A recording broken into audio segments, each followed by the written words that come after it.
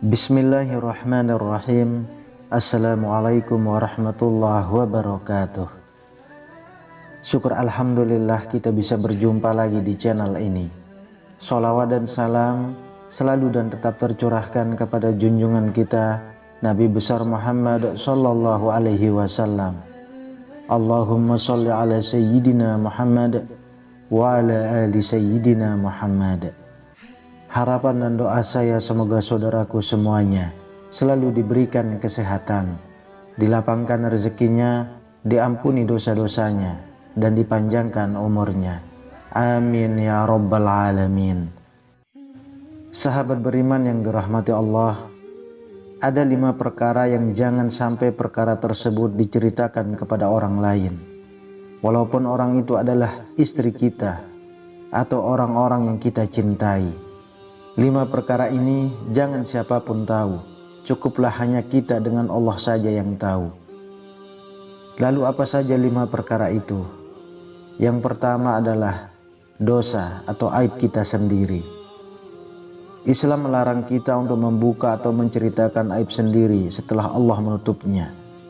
Rasulullah Shallallahu Alaihi Wasallam bersabda, setiap umatku akan mendapatkan ampunan dari Allah Azza wa Jalla kecuali al-mujahirin, yaitu semisal ada seorang laki-laki yang mengerjakan sebuah perbuatan buruk pada malam hari, kemudian ia menjumpai waktu subuh dan Allah telah menutupi aibnya berupa perbuatan buruk.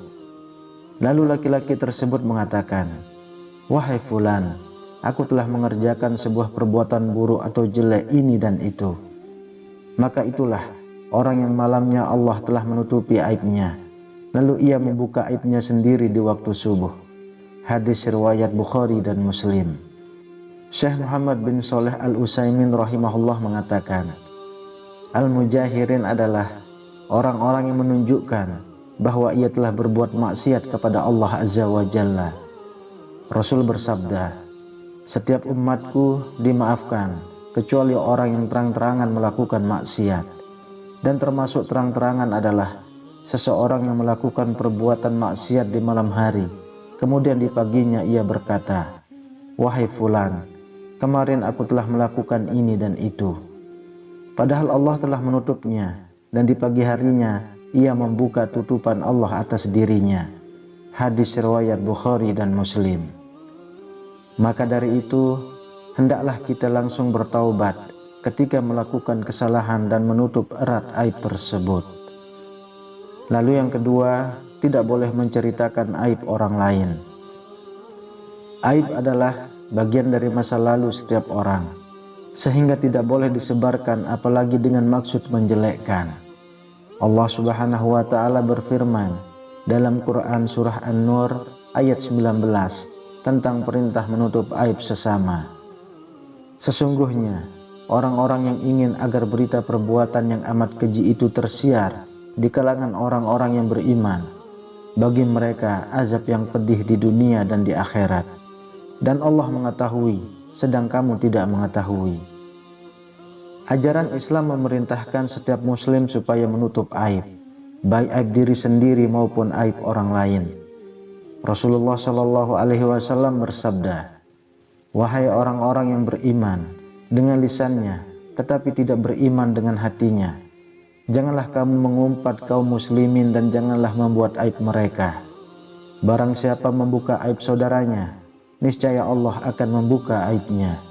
Dan siapa yang dibuka Allah akan aibnya, niscaya Allah akan menunjukkan aibnya meskipun dirahasiakan di lubang kendaraan. Hadis riwayat Tirmizi. Dalam riwayat lain, Rasulullah Shallallahu Alaihi Wasallam juga bersabda, setiap umatku dimaafkan kecuali orang yang terang-terangan melakukan maksiat. Dan termasuk terang-terangan adalah seseorang yang melakukan perbuatan maksiat di malam hari, kemudian di paginya ia berkata, wahai fulan, kemarin aku telah melakukan ini dan itu. padahal Allah telah menutupi aibnya itu, dan di pagi harinya ia membuka tutupan Allah atas dirinya.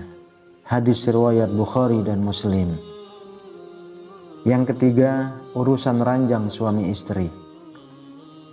Ada beberapa umat muslim yang terkadang terlalu frontal, atau mereka yang baru menikah menceritakan hubungan intim dengan pasangan, baik suami maupun istri, kepada teman terdekat mereka hanya untuk mencairkan suasana atau bercanda saja.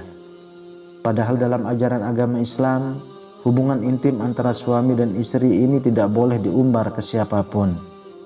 Merasa sudah sah, banyak pasangan suami istri yang memang sengaja berduaan dan menciptakan momen intim.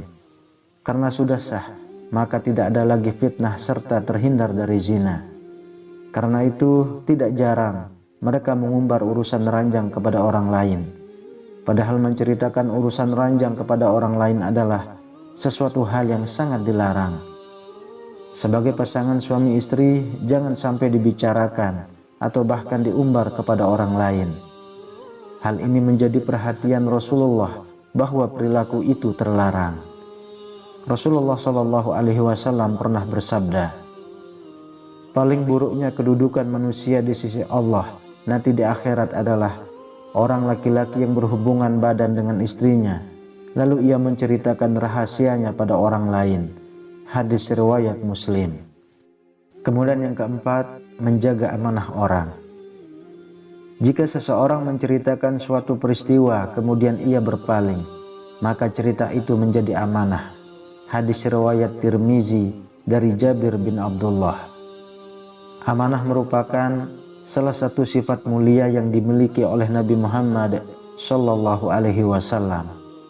Ajaran untuk bersifat amanah ini sejalan dengan perintah Allah dalam Quran surah An-Nisa ayat 58. Sungguh Allah menyuruhmu menyampaikan amanah kepada orang yang berhak menerimanya.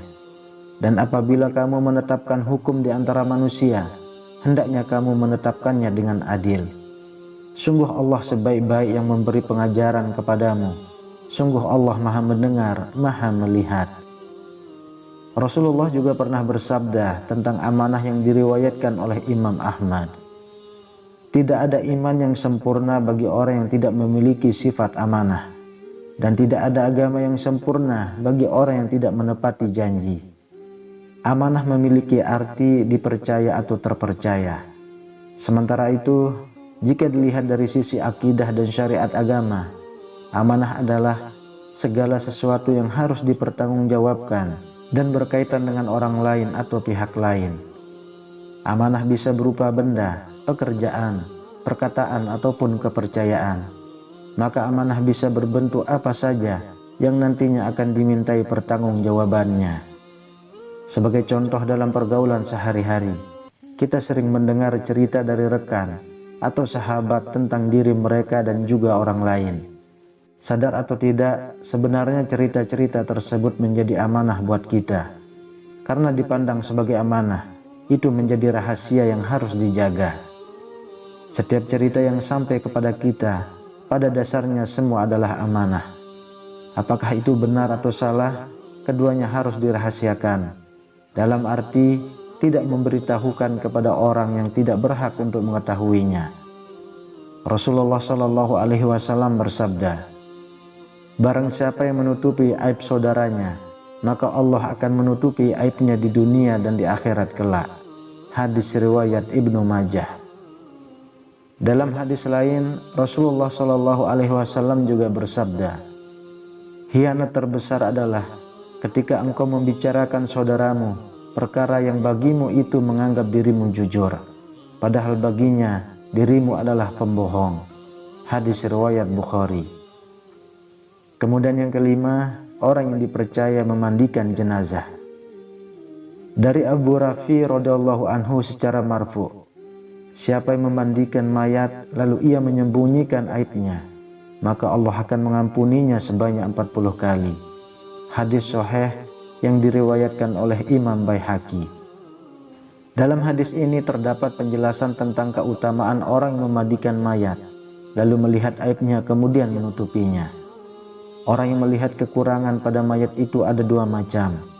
Yang pertama yang berkaitan dengan kondisinya, dan yang kedua yang berkaitan dengan tubuhnya. Jenis yang pertama, misalnya jika ia melihat perubahan wajah yang menghitam dan menjadi jelek pada mayat, maka ini bisa jadi merupakan tanda su'ul khatimah.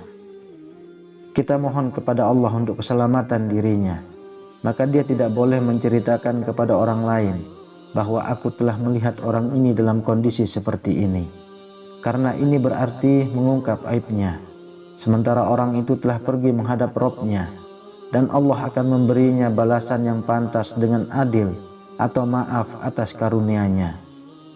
Dan yang kedua, seperti jika ia melihat cacat di punggung mayat yang selama hidupnya ia tutupi dari orang lain, maka orang yang menutupinya saat kematiannya mendapatkan pahala ampunan yang besar sebanyak 40 kali. Sahabat beriman yang dirahmati Allah, itulah mengenai 5 hal yang tidak boleh diceritakan kepada orang lain. Wallahu a'lam bishawab. Demikian yang bisa saya bagikan, semoga bermanfaat untuk kita semua. Amin ya rabbal alamin. Assalamualaikum warahmatullahi wabarakatuh.